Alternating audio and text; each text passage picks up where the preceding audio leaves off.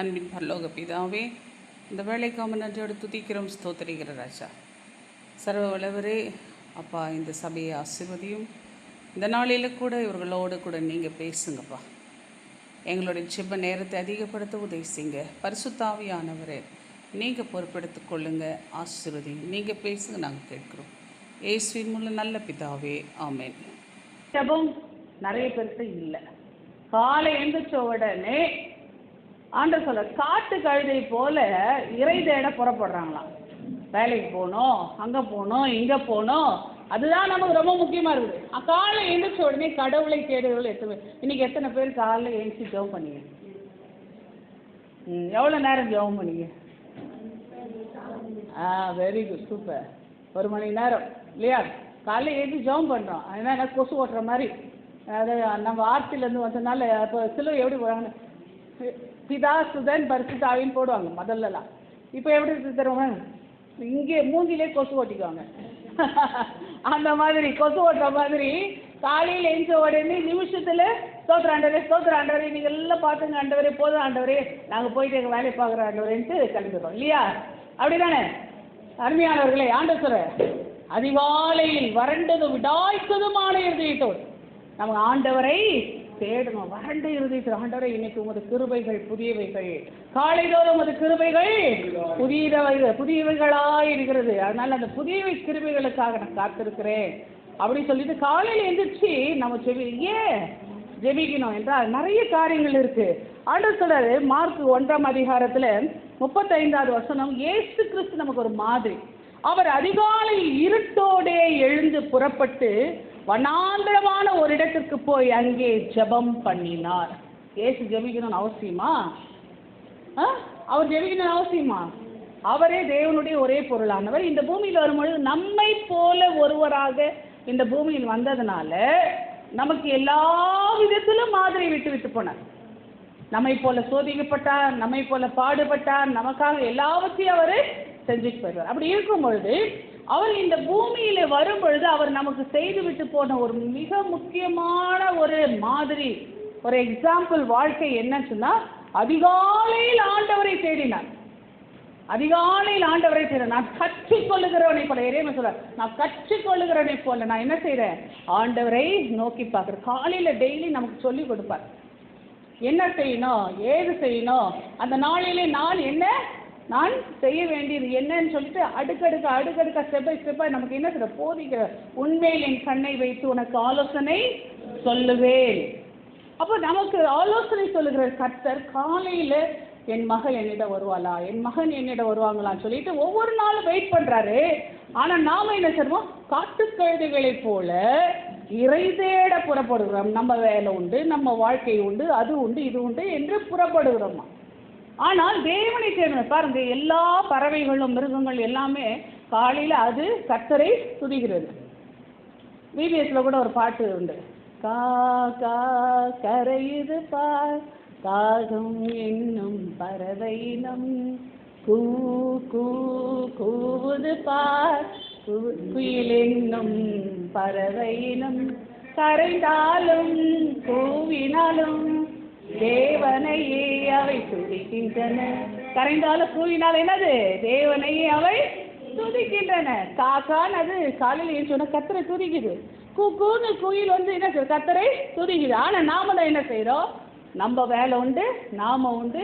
காலையில் ஏன் சொன்ன டீ போடணும், காஃபி போடணும், அவங்கள எழுப்பணும், இதை எழுப்பணும். பெண்கள் ஆண்கள் என்ன சொல்ற, வேலைக்கு போகணும், பரபரன்னு என்ன பண்ணிருக்கிறேன்னு சொல்லிட்டு நம்ம இல்லையா, காலையில் பரபரன்னு இருக்கிறோம், நம்ம வேலைகளை தேடி ஓடுகிறோம். ஆனால் காலை எழுந்தவுடன் கர்த்தருக்கு என்று ஒரு நேரத்தில், உங்களுக்கு வேலை 5 மணிக்கு தொடங்குதுன்னா 4 மணிக்கு எழுந்திரிச்சு ஆண்டவரை தேடுங்க.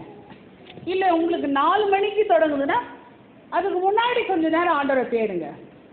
மிகப்பெரிய பிரதமர், அதாவது பார்த்தீங்கன்னா ஜனாதிபதி, அமெரிக்க ஜனாதிபதி பார்த்தீங்கன்னா ஆப்ரஹாம் லிங்கன், அவர் பார்த்தீங்கன்னா அவர் எவ்வளோ ஒரு பிஸியான மனுஷன். ஆனால் அவர் என்ன செய்கிறாரா, 5 மணிக்கு ஒருத்தருக்கு அப்பாயின்மெண்ட் கொடுத்துக்கிறாரு வந்து பார்க்கறதுக்கு. அப்பாயின்மெண்ட் கொடுக்கறதுக்கே நேரம் இல்லை அவருக்கு. 5 மணிக்கு அப்பாயின்மெண்ட் கொடுத்துக்கிறாரு. ஆனால் அந்த 5 மணிக்கு அப்பாயின்மெண்ட் அவர் கொடுத்துருக்கும் போது அவர் வெயிட் பண்ணியிருக்கிறாரு. ஆனால் உள்ளே வந்து பேசுது, குரல் கேட்குது.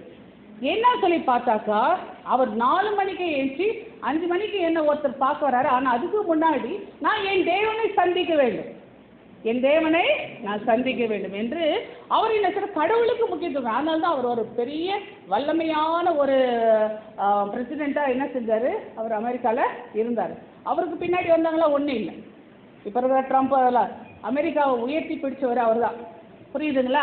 அப்படி பார்க்கும்பொழுது இன்றைக்கு உங்கள் வாழ்க்கையில் சாதிக்க வேண்டும், உங்கள் வாழ்க்கையில் வெற்றி அடைய வேண்டும், உங்கள் வாழ்க்கையில் பெரிய காரியங்களை நீங்கள் செய்யணும் அப்படின்னு சொன்னால் முதல்ல யாரை தேட வேண்டும்? கர்த்தரை தேட. கர்த்தரை தேடுங்கள், அப்பொழுது பிழைப்பீர்கள். உங்கள் வாழ்க்கை பிழைக்கணுமா? பிழைப்பை தேடி முதல்ல போவாது.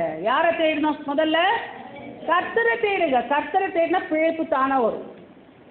கர்த்தரை முதல்ல தேடிட்டு பிழைப்பு நீங்கள் கொஞ்சம் வேலை செஞ்சால் கூட உங்களுக்கு நிறைவான ஆசீர்வாதங்கள் உண்டு. நம்ம நிறைய பேர் என்ன செய்யணும், நிறைய உழைப்போ குறைவான ஆசீர்வாதம். ஏன்? தேவனை தேடாதனால் தேவனுடைய ஆசீர்வாதம் நமக்கு கிடைப்பதில்லை. தேவனை தேடாதனால தேவனுடைய ஆசீர்வாதம் நமக்கு நிறைவாக கிடைப்பதில்லை. ஓட்டை பொத்தல் பாத்திரங்களாய் மாறிவிடுகிறது. அருமையானவர்களே, பாருங்க, சங்கீதத்தில் 5ஆம் அதிகாரம் 3வது வசனம், கர்த்தாவே காலையிலே என் சத்தத்தை கேட்டருள்வீர், காலையிலே நமக்கு நேரே வந்து ஆயத்தமாகி காத்திருப்பேன். காலையில் ஏஞ்சினா ஆயத்தமாகி, காலையில் எப்படி ஆயத்தமாகிறது?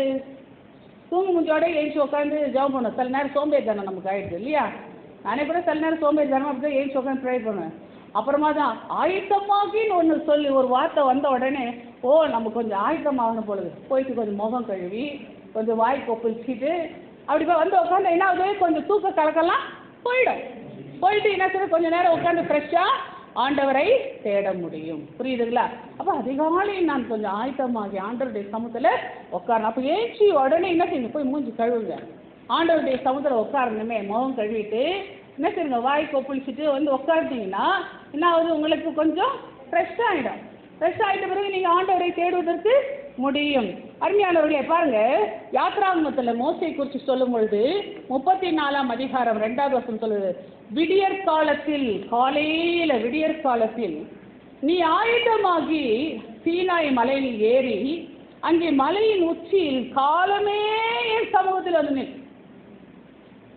யாரும் அங்கே இருக்கக்கூடாது, யாரும் இல்லாத நேரத்தில் நீ வா. காலையிலே ஏஞ்சி வந்துரு, காலையிலே உன் தேவனுடைய சமூகத்தில் வந்து இல்லை, யாரும் இருக்கக்கூடாது. பாருங்க அந்த இடத்துல பாருங்க, 3வது வசனம் சொல்லுது, வாசிக்கிறீங்களா? 34:3.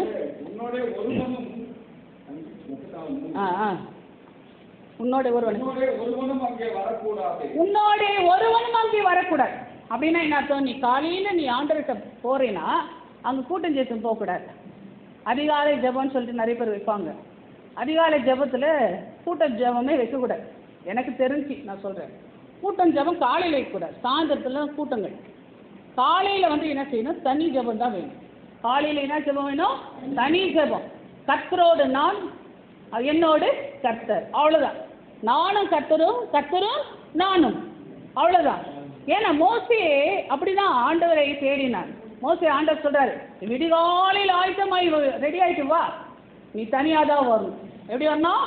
தனியாக, ஒரு கூட்டத்தோடு போகக்கூடாது. நீங்கள் நிறையா கான்ஃபரன்ஸ் ஜெபம்லாம் பார்த்தீங்கன்னா காலையில் 4 மணிக்கு கூட்டம் போட்டுக்குவாங்க. ஏன்னா தனியாக அவங்களுக்கு ஜெபிக்க முடியறதில்ல. அதனால் என்ன செய்வாங்க, கூட்டம் போட்டுவாங்க. 4 மணிக்கு கூட்டம் போட்டுக்குன்னு ஜெபம் பண்ணுவாங்க. அருமையானவர்களே, காலையில் மட்டும் கூட்டத்தை போகாதீங்க. சாயந்தர ஜெபம் கூட்டம். சாயந்தரத்தில் தான் என்ன செய்யணும், வசனங்களை அறிவிக்கிற நேரம், கூட்டத்தில் நம்ம பேசுகிற நேரம். வேறு சொல்லு, காலையிலே அவருடைய கிருபை, மாலையிலே அவருடைய வார்த்தை, வசனம். அதுதான் வேதம் நமக்கு கற்றுக் கொடுக்குற ஒரு காரியம். அதனால தேவன் சொல்கிறார், உன்னோடு ஒருவனும் அங்கே வரக்கூடாது, நீ மட்டும்தான், நீயும் நானும் மட்டும்தான். எனக்கென்று நான் உன்னை தெரிந்து கொண்டேன், நான் உன்னை அதிகமாக நேசிக்கிறேன், உன்னோடு நான் நிறைய தனித்திருந்து பேசணும்னு ஆசைப்படுறேன். ஆனால் நீ மட்டும் என்ன செய்கிற, என்னை விட்டுட்டு வெளியில் போயிட்டே இருக்கிற, என்னை விட்டுட்டு தூரம் போகிற. அருமையானவர்கள், ஆண்டவர் உன்னோடு ஒருவன் அங்கே வரக்கூடாது, மலையில் எங்கும் ஒருவனா காணப்படாது. அப்போ உன் ஏரியாவில் அங்கே யாருமே இருக்கக்கூடாது, உன்னை சுற்றி யாருமே இருக்கக்கூடாது, மலையில் எதுவுமே இருக்கக்கூடாது, மொபைல் ஃபோன் இருக்கக்கூடாது, அப்புறமா என்னது வேறு எந்த டிஸ்டர்பன்ஸும் இருக்கக்கூடாது. மொபைல்லாம் சுவிட்ச் ஆஃப் பண்ணிடுங்க. அந்த காலை நேரத்தில் என்ன செய்யுங்க, ஒன்று ஏதாவது ஒரு பண்ணி ஆஃப் பண்ணி வச்சுடுங்க. ஏன்னா அந்த நேரத்தில் வந்து அதை டிஸ்டர்ப் பண்ணக்கூடாது. சரிங்களா? அப்போ ஆண்டவர் சொல்கிறார், உன்னோடு ஒருவனும் அங்கே வரக்கூடாது. இன்னைக்கு மனுஷாளுங்க இல்லைன்னா கூட மற்ற டிஸ்டர்பன்ஸ் நிறையா இருக்குது இல்லையா? நிறையா காலையில் பார்த்தா டைன்னு அலாரம் அடிச்சுக்கணும். அலாரத்தெல்லாம் ஆஃப் பண்ணி வச்சுட்டு நம்ம என்ன செய்யணும்? ஆண்டவருடைய சமூகத்தில் உட்காரணும். பாரு, மலையில் எங்கு ஒருவனும் காணப்படக்கூடாது. இந்த மலையின் சமீபத்தில் ஆடு மாடு மேயும் கூடாது. வேறு எந்த சத்தமும் இருக்கக்கூடாது. அப்போ எந்த சத்தமும் கேட்காத நேரத்தில் நீ ஏஞ்சி நீ ஜெபிக்கணும்னு அர்த்தம்.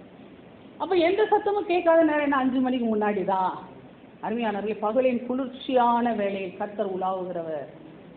கர்த்தர் எப்போ உலாவுகிற தேவன்? பகலின் குளிர்ச்சியான நேரம். பகலின் குளிர்ச்சியான நேரம் எந்த நேரம் சொல்லுங்க பார்க்கலாம்?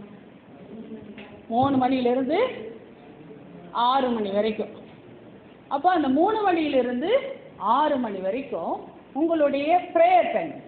அப்போ 3லேருந்து 6 மணி வரைக்கும் நீங்கள் எந்த நேரமாவது ஒரு நேரத்தை சூஸ் பண்ணிங்க, செலக்ட் பண்ணிக்கோங்க. 3லேருந்து 6 மணிக்குள்ளே நீங்கள் ஒரு நேரத்தை குறிப்பிட்டு வச்சுட்டு நீங்கள் அந்த நேரத்தில் கர்த்தர்கிட்ட போய் ஜெபம் பண்ணுங்கள். ஒவ்வொரு நாளும் நீங்கள் அந்த நேரத்தை கரெக்டாக பண்ணிங்கன்னா அந்த நேரத்தில் கர்த்தர் முன்னாடியே வந்துட்டு கூட நம்ம எந்திரிக்க முடியாத நேரத்தில் கூட நம்மளை எழுப்புவார். அருமையானவர்கள், நான் சாட்சியை சொல்கிறேன்.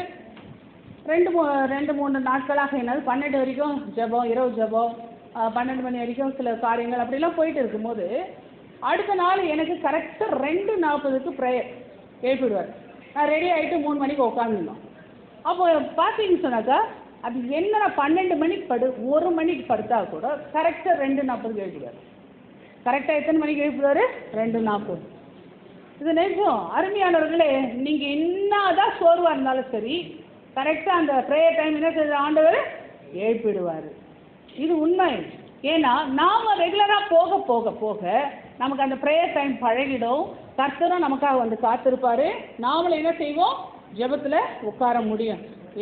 வெளியில் போகிறதா இருந்தாலும் சரி, இன்றைக்கும் அப்படி தான். வெளியில் போகிறதா இருந்தாலும் சரி, அதே போல் அங்கே வீட்டில் இருந்தாலும் சரி, ஒரு ப்ரேயர் மீட்டிங்காக இருந்தாலும் சரி, காலையில் நேரத்தில் மெசேஜ் கொடுப்பார் ஆண்டவர். காலையில் நேரத்தில் ஆண்டவர் பேசுவார். என்ன பேசணும், என்ன செய்யணும், என்ன கற்றுக் கொடுக்கணும், இந்த கூட்டத்துக்கு என்ன வேணும், என்ன மண்ணா கொடுக்கணும் என்றெல்லாம் யார் சொல்லித்தருது? கர்த்தர், கற்றுக் கொடுக்கிற தேவன். காலையில் நேரத்தில் தான் நம்மளோட பேசுவார். சில நேரங்களில் எனக்கு வீட்டுக்கு பிளான்லாம் கூட காலையில் நேரத்தில் தான் கொடுப்பார். நான் இருக்கிற வீட்டுக்கு பிளானு ஆண்டவர் எந்த என்ஜினியரும் போடல, நான் தான் போட்டேன். நான் என்னது, எனக்கு கர்த்தர் கொடுத்த பிளான். வீட்டுக்கு பிளான் கூட என்ன செய்வார்? கர்த்தர் கொடுப்பார். அருமையான ஒரு ப்ரேயர் ஹால் போடணுன்னா அந்த ப்ரேயர் ஹால் இப்படி இருக்கணும் அப்படின்ற பிளான் கர்த்தர் கொடுப்பார். நீங்கள் என்ன செய்யணுமோ அது அத்தனையும் கர்த்தர் கற்றுக் கொடுப்பார். ஆமென். அல்லேலூயா, அல்லேலூயா. அதனால் ஒருவன் அங்கே வரக்கூடாது, எந்த டிஸ்டர்பன்ஸும் இருக்கக்கூடாது. உங்கள் மனசில் ஆவியான பேசிட்டே இருப்பார். உங்களுக்கு முன்னாடி சில தரிசனங்களை கொடுத்துட்டே இருப்பார். சில வார்த்தைகள் உங்களோடு கூட இடைப்பட்டு கொண்டே இருக்கும்.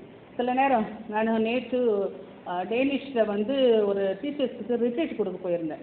டீச்சர்ஸ்க்கு மத்தியில் ஒரு தியானம் நேற்று காலையில் போயிருந்தேன். போகிறதுக்கு முன்னாடி அதுக்கு முந்தின நாள் நான் வேறு ஏதோ எடுத்து சரி இதை பேசலாம்னு சொல்லிட்டு யோசிச்சுட்டு இருந்தேன்.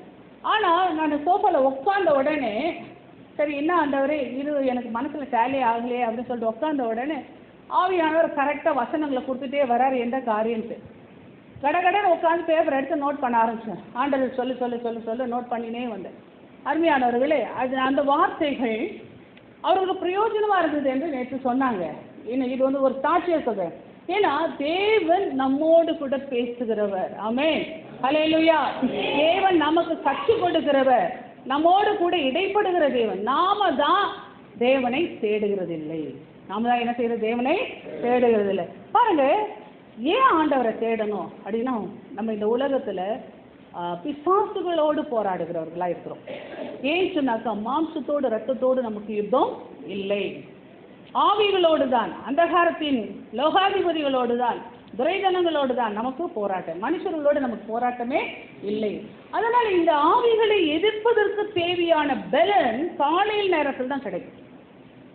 ஆண்டவர் என்ன சொல்ற? யுத்தத்துக்கு நம்முடைய கரங்களை பழக்குவிக்கிறவர் என்று வேதம் சொல்லுது. சங்கீதம் 144:1 என் கைகளை போருக்கும் என் விரல்களை யுத்தத்திற்கும் படிப்பிக்கிற என் கண்மலையாகிய கர்த்தருக்கு ஸ்தோத்திரம். கர்த்தர் என்ன செய்றார்? எனக்கு யுத்தத்துக்கு என்னுடைய கரங்களை கைகளை அவர் பழக்குவிக்கிறார்.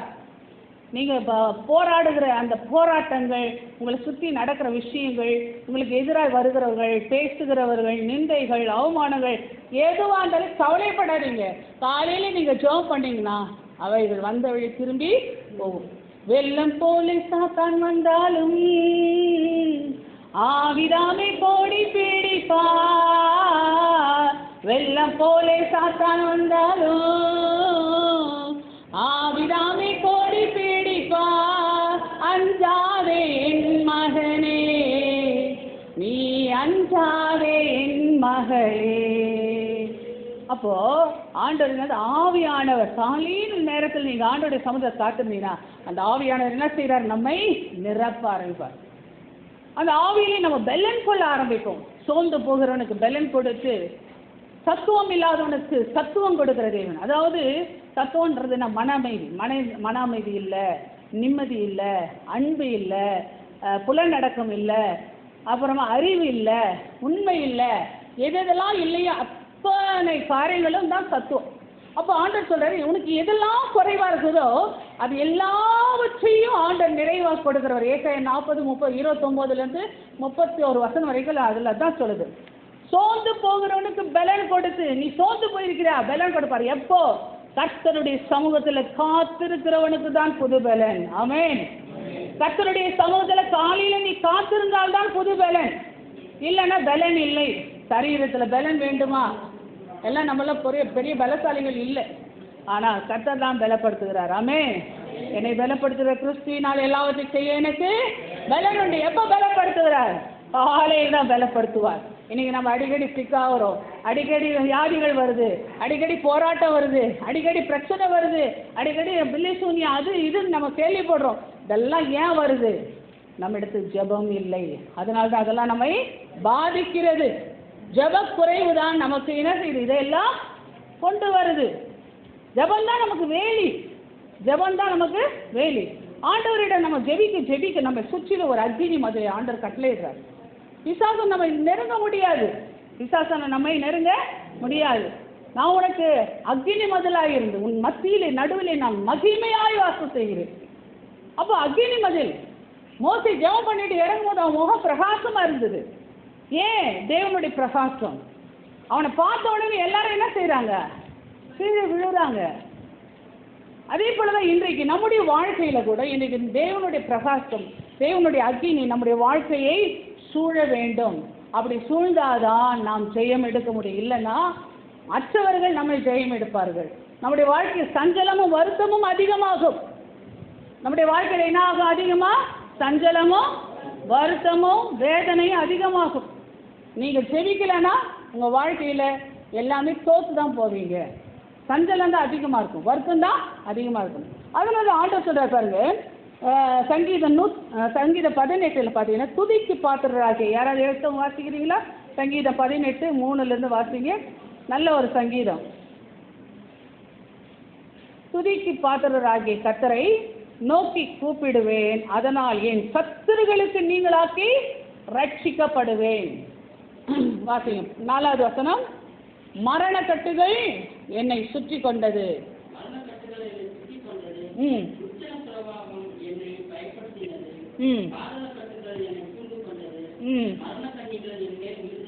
தொடர்ந்து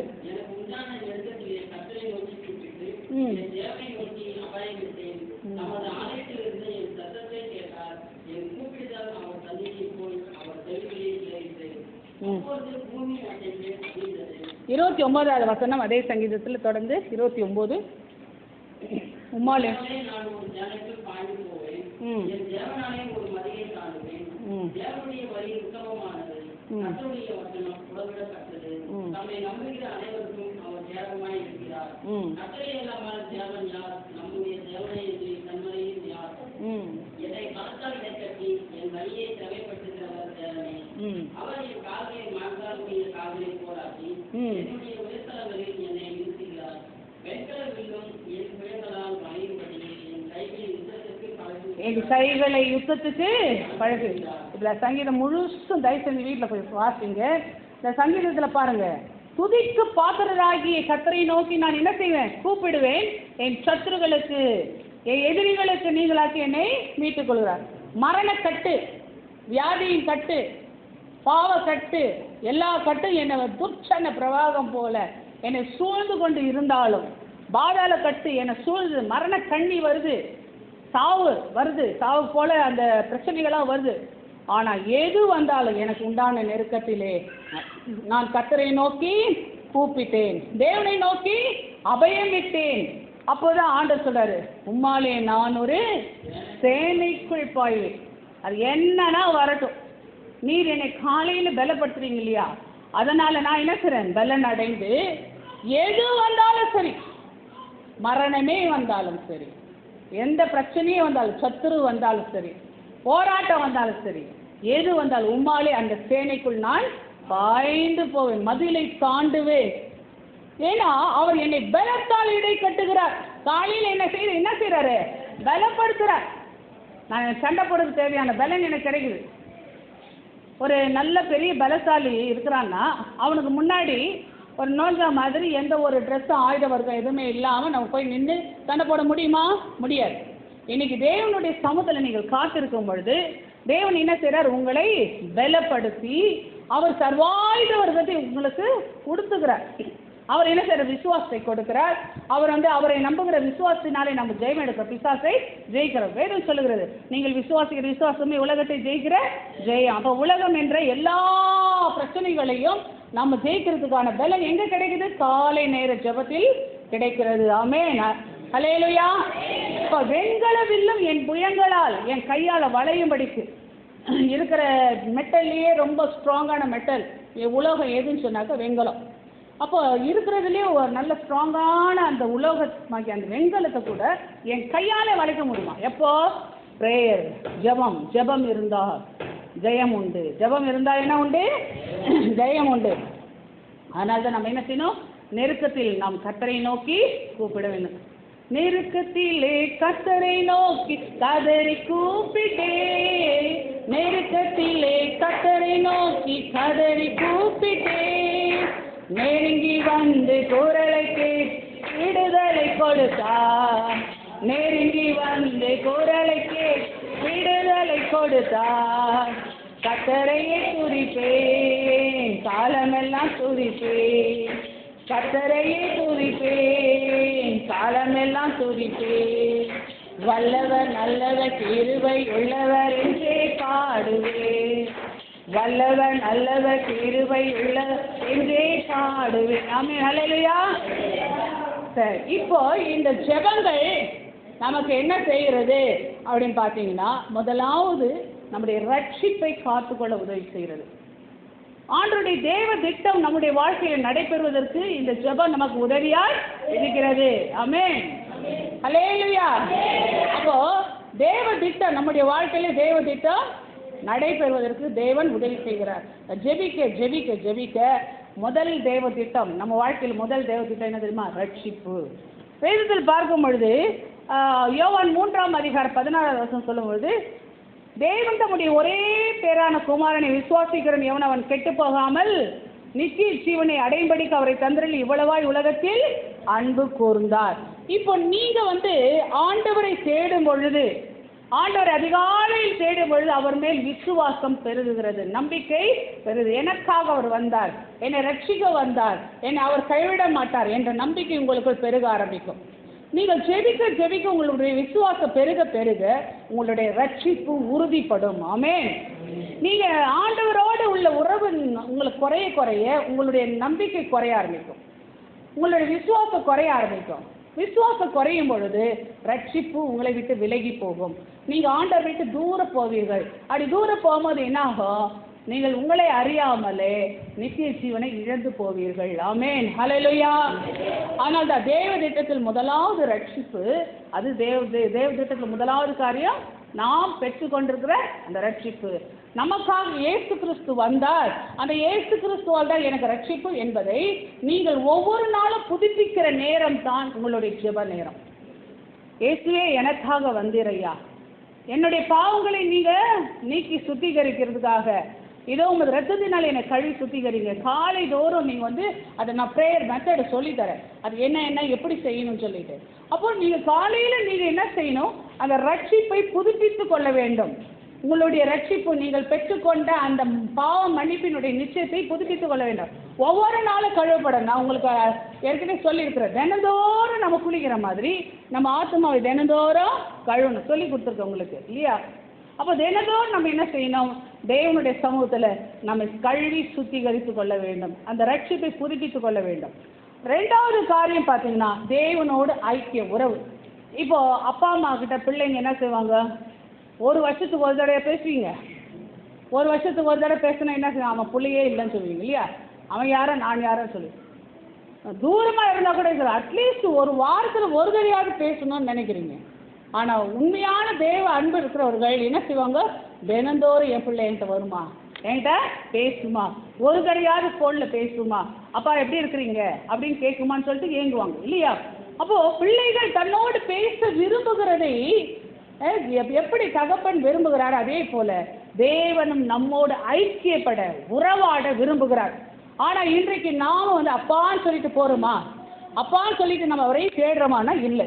பாருங்க, 1 கொரிந்தியர் 1ஆம் அதிகாரம் 9வது வசனம். நம்முடைய குமாரனும் நம்முடைய கர்த்தருமாய் இருக்கிற இயேசு கிறிஸ்துவுடனே ஐக்கியமாய் இருப்பதற்கு உங்களை அழைத்த தேவன் உண்மையுள்ளவர். காலைதோறும் நீங்கள் தேவனோடு நீங்கள் உறவு கொண்டாடுகிறீர்கள், ஐக்கியப்படுகிறீர்கள். ஆண்டவரோடு நீங்கள் உறவு கொண்டு அந்த இடத்துல அப்பா என்று அழைக்கிறீர்கள். அப்போ அவர் என்ன செய்கிறார்? மகளே மகனேன்னு சொல்லிட்டு அவர் என்ன செய்கிறாரு? உறவு கொண்டாடுகிறார். அந்த இடத்துல உறவு பலப்படுகிறது, ஐக்கியம் பலப்படுகிறது.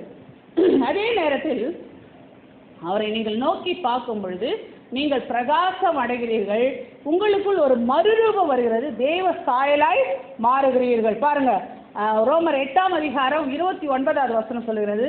அந்த ஐக்கியத்தோடு நமக்கு இன்னொரு காரியத்தை ஆண்டவர் சொல்றாரு. தம்முடைய குமாரன் அநேக சகோதரருக்குள்ளே முதற் பேரானவராய் இருக்கும் பொருட்டு தேவன் எவர்களை முன்னறிந்தாரோ அவர்களை தமது குமாரனுடைய சாயலுக்கு ஒப்பாயிருப்பதற்கு முன் குறித்திருக்கிறார். முன்குறித்தவர்கள் தான் தேவனை தேடுவார்கள். யாரெல்லாம் ஆண்டவரால் முன்குறிக்கப்பட்டார்கள் அவர்கள் தான் என்ன செய்வாங்க? தேவனை தேடுவார். அவர் காலையில் எழுந்திரிச்சு ஆண்டவரை தேடும் பொழுது முதல்ல என் ரட்சிப்பு புதுப்பிக்கப்படுகிறது.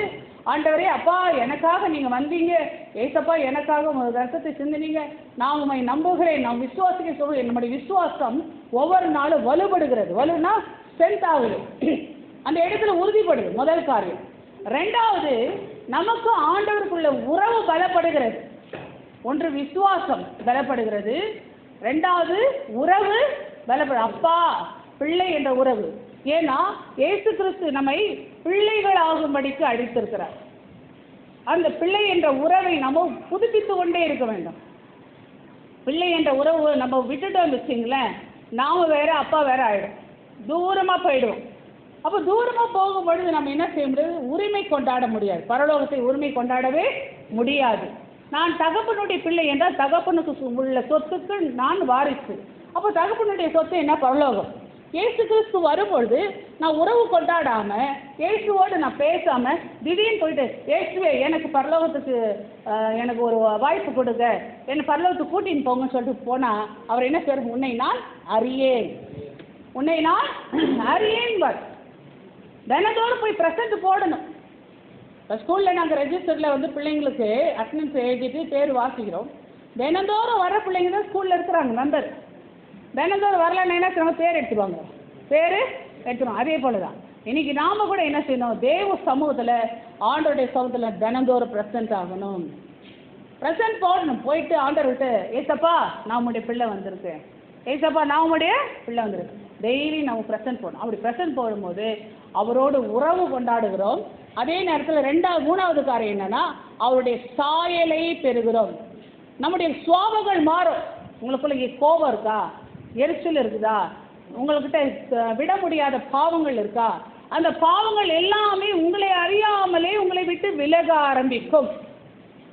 நீங்கள் நிறைய பேர் நினைக்கிறீங்க, ஆண்டவரே இந்த பாவத்தை என்னால் விடவே முடியல, ஆண்டவரே இந்த சுவாபத்தை என்னால் மாற்ற முடியல.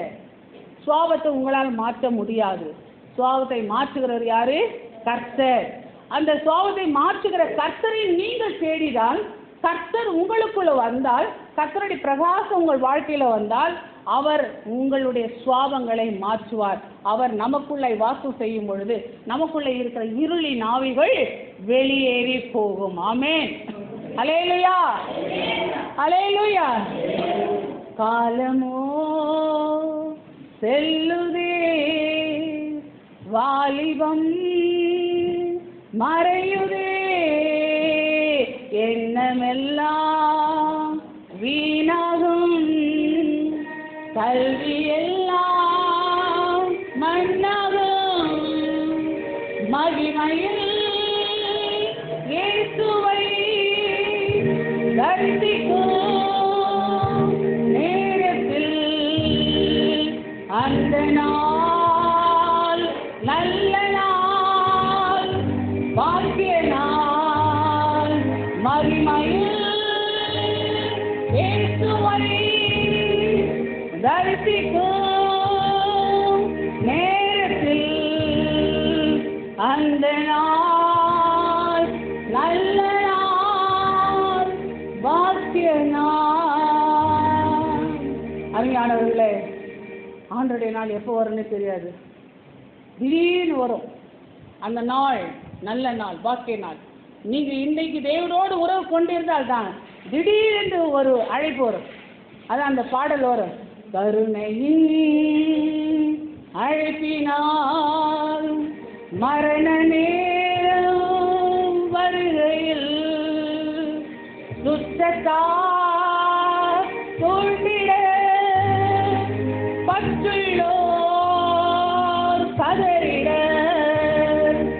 மகிமையில் இயேசுவை தரிசிக்கும் நேரத்தில் அந்த நாள் நல்ல நாள், பாக்கிய நாள், மகிமையில் இயேசுவை தரிசிக்கும் நேரத்தில் அந்த நாள் நல்ல நாள், பாக்கிய நாள். அருமையானவர்களே, கருணையின் அழைப்பு. ஆண்டவர் திடீர்னு வந்து ஒருவேளை மரணம் முந்திக்கலாம், அல்லது கர்த்தருடைய வருகை வரலாம்.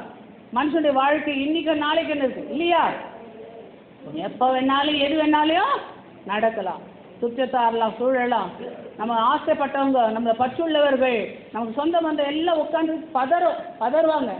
ஆனால் நான் ஆண்டவரோடு எந்த உறவு கொண்டிருக்கிறேன், நான் ஆண்டவரோடு எந்த ஐக்கியம் கொண்டிருக்கிறேன், நான் அவருடைய சாயலாய் நான் மாறி இருக்கிறேனா, அந்த நாள் எனக்கு நல்ல நாளாய் மாற வேண்டும் என்றால் நான் இந்த பூமியில் அவரோடு தனித்திருக்க வேண்டும். ஆமென். அல்லேலூயா, அல்லேலூயா. இன்னைக்கு முடிவெடுங்க. ஆண்டவரே, உனக்கும் எனக்கு ஒரு உறவு வேண்டும்.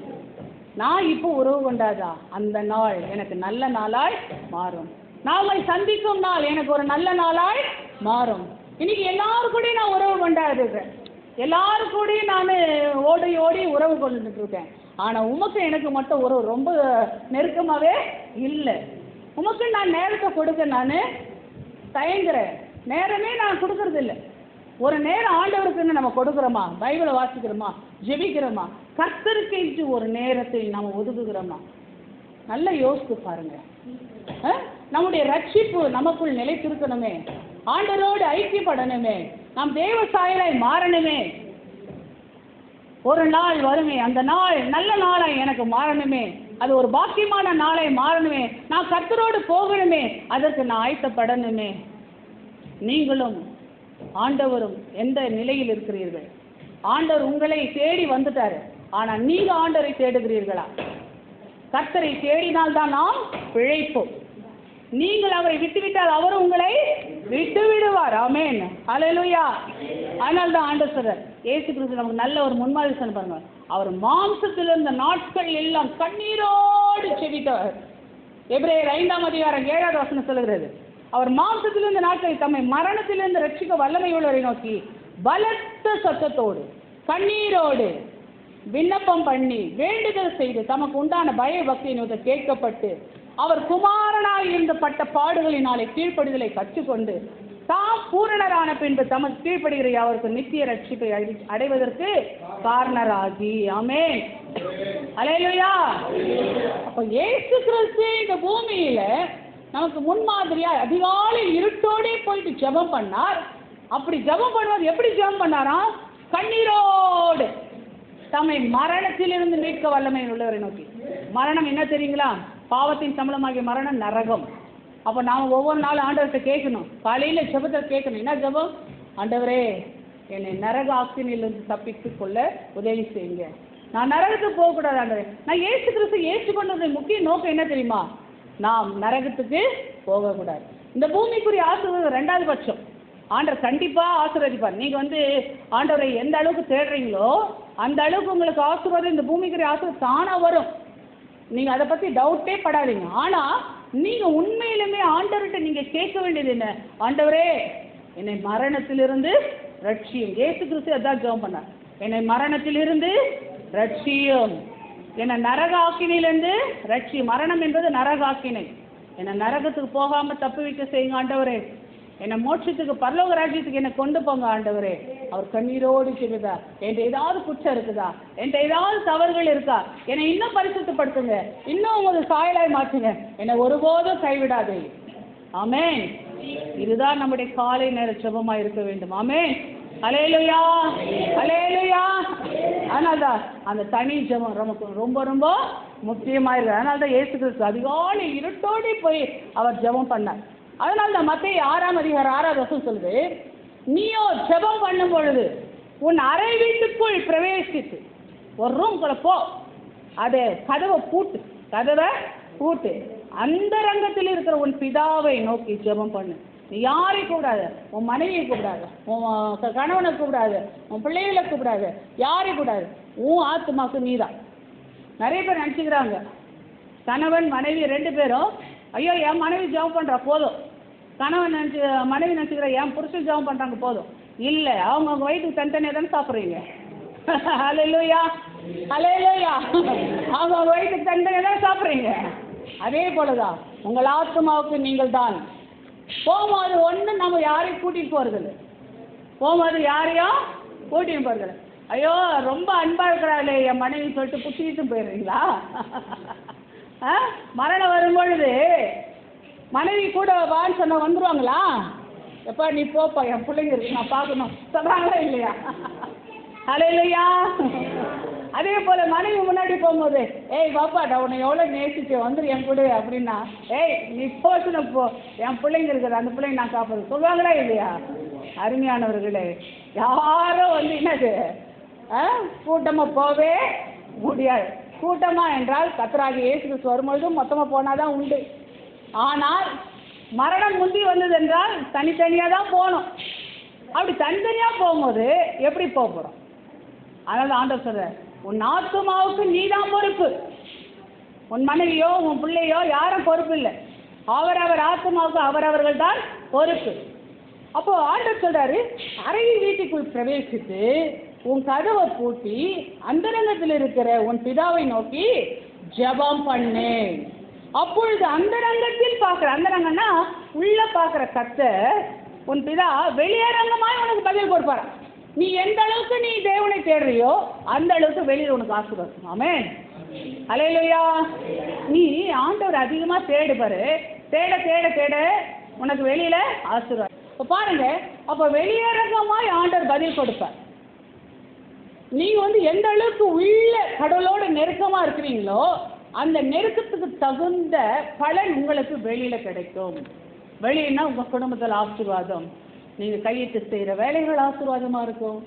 உங்களுடைய குடும்பத்தினுடைய தேவைகளை ஆண்டவர் சந்திப்பார், உங்கள் பண தேவைகளை சந்திப்பார், உங்கள் சரீர சுகத்தை சந்திப்பார்.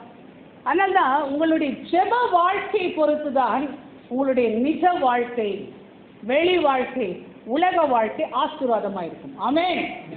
அல்லேலூயா, அல்லேலூயா. அப்போ உங்களுடைய ஜெபம் உங்களுடைய வாழ்க்கையை தீர்மானிக்கிறது, உங்களுடைய வாழ்க்கையினுடைய ஆசீர்வாதத்தை தீர்மானிக்கிறது. இந்த பூமியில் நீங்கள் ஆசீர்வாதமாக இருக்க வேண்டுமானால், இந்த பூமியில் நீங்கள் எல்லாருக்கும் மேலே தலை நிமிர்ந்து வாழணும் அப்படின்னா உங்கள் அந்தரங்கத்தில் தேவனோடு எந்த அளவுக்கு உறவு கொண்டாடுகிறீர்கள், அந்தரங்கத்தில் நீங்கள் எந்த அளவுக்கு உறவு பேசுகிறீர்கள், அதுதான் உங்களுடைய எல்லா காரியத்திலும். ஊழியத்திலையும் அப்படிதான், வாழ்க்கையிலும் அப்படிதான். நாம் இங்கே எந்த அளவுக்கு போராடுறோம், எந்த அளவுக்கு நம்மளுடைய ஜெபம், அதுதான் வெளியில் பதிலாக கிடைக்கும். அருமையானவர்களே, அதனால ஆண்டவர் சொல்றார், நீங்கள் ஜெபம் பண்ணும்போது அஞ்ஞானை போல பேசாதீங்க. அது வேணும் இது வேணும் கேட்காதீங்க, உங்கள் வீட்டு தேவையை கேட்காதீங்க. ஜெபம் பண்ணும்போது எதை கேட்காதீங்க? வீட்டுக்கு. ஆண்டவரே இன்னைக்கு எனக்கு பிரியாணி அரிசி வேணும் ஆண்டவரே கேட்காதீங்க. ஆண்டவரே எனக்கு ஒரு 10,000 ரூபாய் வேணும் கேட்காதீங்க. அஞ்ஞானிகளை போல கேட்கக்கூடாது. அஞ்ஞானிகள் என்ன சொல்லுவாங்க? உண்பதை குறித்து, உடுப்பதை குறித்து, குடிப்பதை குறித்து தான் கேட்பார்கள்.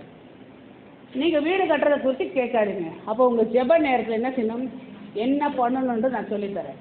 ஃபஸ்ட்டு நீங்கள் முடிஞ்சால் நோட்ஸ் கூட எடுத்துங்க. முதல்ல தேவனை துதிக்க ஆரம்பிங்கள். ஆண்டவர் உங்களுக்கு செய்த நன்மைகளை சொல்லி சொல்லி துதிங்க. ஃபஸ்ட்டு ஸ்டெப் உங்கள் ஜெப நேரம். முதல்ல என்ன செய்யணும்? துதிக்கணும். நான் ஷார்ட்டாக சொல்லி முடிக்கிறேன், நேரம் ஆயிடுச்சு உங்களுக்கு. ராபோசன வர இன்னைக்கு நான் முடிச்சிடறேன், ஒரு 5 நிமிஷம் 10 நிமிஷம் முடிச்சிடறேன். அதில் பார்த்தீங்கன்னா முதல்ல என்ன செய்யணும்? துதிக்க வேண்டும். அதிகமாய் தேவனை துதியுங்கள். கர்த்தர் செய்த நன்மைகளை சொல்லி சொல்லி ஆண்டவரை துதியுங்கள். வேதத்தில் பார்க்கும்போது கர்த்தரை கம்பீரமாய் பாடி நம்முடைய இரட்சணை கண்மலை சங்கீதத்தில் பண்ண கடவும் வாருங்கள். சங்கீதம் 95:1-2 2வது வசனம் சொல்லுது, துதித்தலுடனே அவர் சந்நிதிக்கு முன்பாக வாருங்கள். ஏன்னா துதிகளின் மத்தியில் வாசம் செய்கிறது தான் யாரு? பரிசுத்தர். துதிகளின் மத்தியில் வாசம் செய்வது யாரு? பரிசுத்தர். நீங்கள் ஸ்தோத்திரம் பண்ண பண்ண ஆண்டவரே எனக்கு ஜீவனை கொடுத்தீர், இன்றைக்கு நான் விழிப்பை கொடுத்தீர், நன்றி. இந்த வாழ்க்கையில் எனக்கு நீ இந்த நாளை கூட்டி கொடுத்தீர், நன்றி. எனக்கு நல்ல குடும்பத்தை கொடுத்தீர், நன்றி. எனக்கு நல்ல ஒரு உத்தியோகத்தை கொடுத்தீர், நன்றி. கடந்த நாளை நான் நல்ல விதமாக கழிக்க உதவி செய்து நன்றி சொல்லினே இருங்க. அப்படி எதுவுமே இல்லை, ஸ்தோத்திரம் மட்டும் பண்ணிடுங்க. துதிக்க துதிக்க துதிக்க அந்த இடத்துல தெய்வ பிரசன்னம் வர ஆரம்பிக்கும். ரெண்டாவது பார்த்தீங்கன்னு சொன்னால் நன்றி சொல்லி அந்த துதியிலே நடுவில் ஆண்டவரே என்னை சுகமாக இருக்க பண்ணி. இன்னைக்கு எல்லா இடங்களும் யுத்தம் நடக்குது, ஆனால் எனக்கு யுத்தம் இல்லாத ஒரு வாழ்க்கை கொடுத்துருக்கீங்க. சண்டை போர்லாம் இங்கே இல்லை பாருங்கள். எல்லா இடத்துலையும் ஃப்ளைட்டெல்லாம் நிறுத்திட்டாங்க. நேற்று பார்த்தீங்களா? ஃப்ளைட்டெல்லாம் நிறுத்திட்டாங்க. ஈரான் இஸ்ரேல் யுத்தத்தில் என்னது எல்லா வான்படைகளும் அங்கே யுத்தத்தில் இறங்கி இருக்கிறதுனால நம்ம இந்தியா ஏர் சர்வீஸ் நிறுத்தியாச்சு. எல்லா நாடுகளிலும் விமான போக்குவரத்து தடை செய்யப்பட்டு விட்டது. இது எப்போ மறுபடியும் தொடங்க தெரியாது. இப்போ ஒரு நாட்டில் இன்னொரு நாட்டுக்கு போக முடியாது. இந்தியாக்காரன் வெளிநாட்டில் இருந்தாங்க, இந்தியாவுக்கு வர முடியாது திடீர்னு. அது எப்போ முடியும் என்ன முடியும் தெரியாது. இந்தியாக்கார வெளிநாட்டில் இருக்கான் பாரு, அவன் வந்து மறுபடியும் இந்தியாவில் இருக்கிற தன் பெற்றோர்களை சந்திப்பானா கூட தெரியாது. மிக கொடூரமான நாட்கள். அருமையானவர்களே, நம்ம ஜாக்கிரதையாக இருக்குது. அதனால் உலகத்தில் இருக்கிற சூழ்நிலை பாருங்கள், ஆண்டவருக்கு நன்றி சொல்லுது. டெல்லியிலலாம் பார்த்தீங்கன்னா காற்று சுவாசிக்கிற காற்று விலை கொடுத்து வாங்கி சுவாசிக்கிறாங்க. இன்றைக்கி நம்ம சாதாரணமாக சுவாசிக்கிட்டு இருக்கிறோம். டெல்லியில் வந்து என்னது சுவாசிக்கிறதுக்கு காற்று எப்படி பெட்ரோல் பங்க் இருக்குதோ அந்த மாதிரி பெட்ரோல் பங்க்கில் போயிட்டு என்ன செய்கிறாங்க, அந்த மாதிரி ஒரு ஆக்சிஜன் ஓட்டு பங்க்ஸ் வச்சுருக்குறாங்க. அங்கே போயிட்டு என்ன செய்கிறாங்க, 1 மணி நேரத்துக்கு இல்லாட்டி 5 நிமிஷம் 10 நிமிஷத்துக்கு என்ன செய்கிறாங்க, ஆக்சிஜனை உள்ளே இன்ஹேல் பண்ணிட்டு வராங்க, சுவாசிட்டு வராங்க. ஏன்னா சுத்தமான காற்று அவங்களுக்கு இல்லை, எல்லாம் டஸ்ட்டு. நல்லா நுரையீரல் வந்து நிறைய பாதிக்கப்படுது. ஆனால் அவங்க போயிட்டு என்ன செய்கிறாங்க, நல்ல காற்றை சுவாசிக்கும் பொழுது அந்த டஸ்ட்டெல்லாம் வெளியே வருது. அந்த டஸ்ட்டு வெளியே வரணுன்ட்டு ஓட்டுவை, பியூரான ஓட்டுவை அவர்கள் சுவாசிட்டு வராங்க. லங்ஸை பியூர் பண்ணின்னு வராங்க. அருமையானவர்களே, இன்றைக்கி நாம் நல்ல காற்றை சுவாசிக்கிறோம். கடவுளுக்கு நன்றி சொல்லுங்கள். நல்ல தண்ணி ஆண்டவர் கொடுத்துருக்குறார், நன்றி சொல்லுங்கள். தண்ணிக்கு விலை கொடுத்து வாங்கி எல்லோரும் குடிக்கிறாங்க. ஆனால் நமக்கு நல்ல போர்வெல்லில் நல்ல தண்ணி கொடுத்துருக்குறாரு, கார்பரேஷன் வாட்டர் கிடச்சிருக்கு, நன்றி சொல்லுங்கள். 3 வேளை நம்ம சாப்பிட்றோம், நன்றி சொல்லுங்கள். எவ்வளோ விஷயத்துக்கு நம்ம நன்றி சொல்லணும். ஆண்டவரை துதிக்கிறது மட்டுமல்ல, ஆண்டவருக்கு நன்றி சொல்லவும் செய்ய வேண்டும். முதல்ல இருக்கு. 2வது காரியம் பாவ அறிக்கை. முதல்ல துதி ஸ்தோத்திரங்கள் நன்றி. 2வது என்னது, பாவ அறிக்கை. ஆண்டவரே என்னுடைய குற்றங்களெல்லாம் மன்னிங்கன்னு சொல்கிறது. ஏன்னா அவர் பரிசுத்தர், அவர் சமூகத்தில் நம்ம நிற்பதற்கு தகுதி அச்சோரம். நான் சுருக்கமாக சொல்கிறேன். அதனால் நம்ம என்னிடத்துக்கு பாவம் இல்லை என்றால் நம்மை நாம ஏமாற்றிக்கொள்ளும். அதனால் தேவ சமூகத்தில் போன உடனே ஆண்டவர்கிட்ட சரண்டர் ஆகிடும். ஆண்டவரே நான் பாவி ஆண்டவரே. பவுல் சொல்ல, பாவிகளிலே பிரதான பாவி நான். அந்த மாதிரி தேவ சமூகத்தில் போன உடனே ஆண்டவர்கிட்ட சரண்டர், ஆண்டவரே நான் பாவி, அதனால் உங்கள் ரத்தத்தினால் என்னை கழுவி சுத்திகரியும் சொல்லிட்டு ஒப்பு கொடுங்க. மூணாவது காரியம் என்னன்னு சொல்லி பார்த்தாக்கா, அருமையானவர்களே, தேவனை ஆராதிக்க வேண்டும். ஏதாவது ஒரு பாடல் வைத்து ஆண்டவரை துதித்து ஆராதிங்க, ஆராதனை செய்யுங்க. ஆராதனை உமக்கே, நல்ல தெரிஞ்ச பாட்டு அது பாடலாம். அது அல்லேலூயா என்று பாடி ஆண்டவரை கண்களை மூடி ஆராதிங்க. ஏன்னா அல்லேலூயா பரலோக பாஷை. அல்லேலூயா என்ற வார்த்தை என்ன பாஷை? பரலோக பாஷை. பரலோகத்திலையும் அல்லேலூயா தான், டெல்லியில் சொன்னாலும் அல்லேலூயா தான், இஸ்ரேலில் சொன்னாலும் அல்லேலூயா தான், தமிழ்நாட்டில் சொன்னாலும் அல்லேலூயா தான். கடவுளை துதிக்கிற அந்த ஒரு வார்த்தை என்னது? அல்லேலூயா. அல்லேலூயாவே அல்லேலூயா.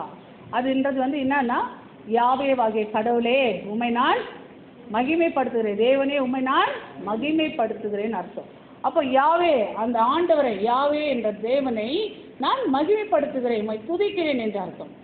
அதனால அந்த அல்லேலூயா என்ற வார்த்தை சொல்லி நீங்கள் ஆராதிங்க. அது ஆராதனை. அடுத்தது பார்த்தீங்கன்னு சொன்னாக்க விண்ணப்பம். அப்போ அதுக்கு பிறகுதான் நீங்கள் விண்ணப்பம் சொல்லணும். என்ன உங்களுக்கு அர்ஜென்ட் விண்ணப்பமோ அதை நீங்கள் சொல்லுங்க, உங்கள் தேவைகள்.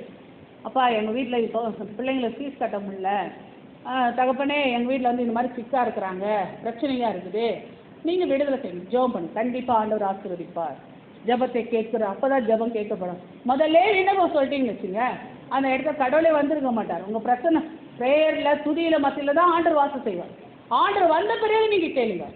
முதல்ல விண்ணப்பம் வைக்கக்கூடாது, புரியுதுங்களா? பாவரிக்கை செய்த பிறகு விண்ணப்பம் வைத்து அதுக்கு பிறகு கொஞ்ச நேரம் பைபிளை எடுத்து வாசிங்க. வேத தியானம். பைபிளை எடுத்து என்ன செய்யணும்? வாசிக்கணும். பைபிளை வாசிக்கணும். கொஞ்ச நேரம் பைபிளை வாசிங்க. வாசித்த பிறகு நீங்கள் கடைசியை என்ன செய்யணும்னா, ஆண்டவருக்கு நன்றி சொல்ல வேண்டும். பதில் கொஞ்ச நேரம் ஏசப்பா அந்த பைபிள் வசனத்தின் மூலமாக பேசும்படிக்கு கேட்கணும். ஆண்டவரே இன்றைக்கு எனக்கு என்ன வார்த்தை கொடுக்குறீங்க ஆண்டவரே, இன்னைக்கு என்ன வார்த்தை எனக்கு கொடுக்குறீங்க ஆண்டவரே, கேளுங்க. அப்போ அந்த பைபிள் வாசத்தில் ஏதாவது ஒரு வார்த்தை உங்களோட பேசும், திருப்பி திருப்பி திருப்பி பேசும். அந்த வார்த்தை உங்களோட பேசும்போது உங்களுக்கு ஒரு மனசில் ஒரு சந்தோஷம், ஏதோ ஆண்டவர் என்னோட பேசுகிறார். அதை நீங்கள் திருப்பி திருப்பி அந்த ஒரு வசனத்தை தியானிங்க பாருங்க, உங்களுக்கு ரொம்ப ஆசீர்வாதமாக இருக்கும். கடைசியில் என்னன்னா, ஆண்டவர் பேசுகிறது உணர்ந்த பிறகு நன்றி சொல்லி முடிச்சிருங்க. இப்படியாக நீங்கள் உங்கள் ஜெப நேரத்தை நீங்கள் செய்யுங்க. முதல்ல என்ன செய்யணும்? ஆண்டவர்கிட்ட துதிக்கணும், நன்றி சொல்லணும். அடுத்தது பாவ அறிக்கை பண்ணணும். பாவ அறிக்கை பண்ண பிறகு என்ன செய்யணும்? விண்ணப்பம் பண்ணுங்க. விண்ணப்பம் பண்ண பிறகு என்ன செய்யணும்? வேத தியானம். வேத தியானம் பண்ண பிறகு ஆண்டவர் பேசுறதுக்கு கொஞ்ச நேரம் காத்திருக்கணும். அந்த வசனத்தை திருப்பி பாருங்க, அதில் ஏதாவது ஒரு வசனம் உங்களோட பேசும். ஆண்டவர் பேசுறதுக்கு காத்திருக்கணும். காத்திருந்த பிறகு அது பதில் பெற்ற பிறகு ஆண்டவருக்கு நன்றி சொல்லி நீங்கள் முடிங்க. இந்த மாதிரி நீங்கள் செய்யும் பொழுது கர்த்தரோடு கூட அந்த தேவ திட்டம், 3 திட்டங்கள், உங்களுடைய ரட்சிப்பு நிலைபெறும், தேவனோட ஐக்கியம் நிலைபெறும், தேவ சாயலாய் நீங்கள் மறுரூபப்படுவீர்கள். ஒரு நாள், அந்த நாள் இயேசு வரும்போது அது நமக்கு நல்ல நாளாய் இருக்கும், பாக்கிய நாளாய் மாறும். கர்த்தர் தாமே உங்களை ஆசீர்வதிப்பாராக. ஜெபம் செய்வோம். அன்பின் பரலோக பிதாவே, இந்த வேலைக்கு நம்ம நன்றியோடு துதிக்கிறோம் ஐயா. இந்த நாள் எங்களுக்கு நல்ல நாளை மாறட்டும் தகப்பனே. கர்த்தாவே, எங்களுடைய ஜெப நேரத்தை அதிகப்படுத்துங்க. இன்னும் காத்திருக்க உதவி செய்யுங்கப்பா. சரியான விதத்தில் ஜெப நேரத்தை கழிக்க உதவி செய்யுங்க. கடமையே என்று ஜெபிக்காதபடிக்கு பரிசுத்த ஆவியானவரே எங்களோடு கூட இருந்து நாங்கள் ஜெபிக்க கற்றுக் கொடுங்கப்பா. நீர் போதுமானவராக இருக்கிறதற்கு நன்றி. கேட்ட வசனங்களை சொத்து பொறுக்காதபடிக்கு வேலி அடிப்பீராக. அது கல்வாரி ரத்தத்தில் ஒவ்வொருவரையும் தாழ்த்துரு. மீதியான நேரத்தை நீ பொறுப்பெடுத்துக் கொள்ளும் அப்பா. இந்த சபையையும் போதகரையும் அப்பா, இதை கர்த்தாவே அப்பா, ஒவ்வொரு விசுவாசிகளையும் என் தேவன் நீங்கள் பொறுப்பெடுத்து ஆசீர்வதிக்கணுமாய் ஜெபிக்கிறேன். ஜெபத்திலே தரித்திருக்கோம், அதனால் அநேக ஆசீர்வாதங்களை பெற்றுக்கொள்ள உதவி செய்யுங்க. ஜெபத்துக்கு தடையாக இருக்கிற சோரியின் ஆவிகள் அப்பா, சோம்பலின் ஆவிகள் அப்பா, எல்லா விதமான தூக்கத்தின் ஆவிகளை நசனாக இயேசுவின் நாமத்தில் கடித்து போ என்று கட்டளை கொடுக்கிறேன். கர்த்தர் பொறுப்பெடுத்துக் கொள்ளும். ஆசீர்வதியும் இயேசுவின் நாமத்தில் நல்ல பிதாவே, ஆமென்.